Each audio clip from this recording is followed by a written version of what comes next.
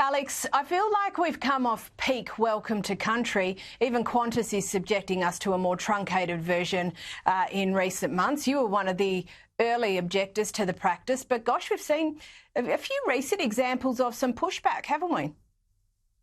Yeah, look, Caroline, we have. And I mean, it's not particularly surprising. I think the only thing that's surprising is that politics in our institutions take so long to catch up to what real Australians are thinking. That's been the thing that's been most stark for me. I mean, we made a bit of noise about this in the Senate chamber 2 years ago, and I've never seen anything explode in the world of social media more, to be quite honest. I mean, it was clearly touching a nerve to suggest that we don't need to be welcome to our own country.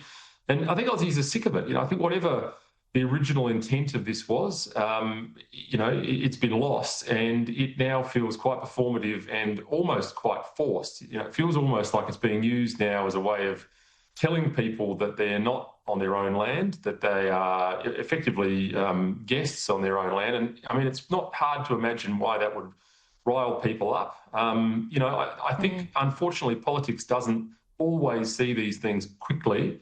We saw that with The Voice. It was very clear Australians didn't want The Voice. It was very clear it was another form of division, and yet it took until the October period where we actually learnt that was the case in a secret ballot. So I think we're seeing the same with Welcome to Country. I was actually on an airliner the other day that didn't do it at all, and it sort of stuck out because I was so used to hearing it when the plane lands. We thank the traditional owners and so forth, but they didn't do it. So look, I think we are. My point about this, though, would be that the activist left who push this, and they push it into our boardrooms, into our schools, they will come up with something else. So the interest for me now is understanding what it is, which vehicle they'll hijack next in order to properly push the grievance industry. And if so, let's find out what it is early so that we can call it out early and not have to endure years and years of it like we have with Welcome to Country ceremonies.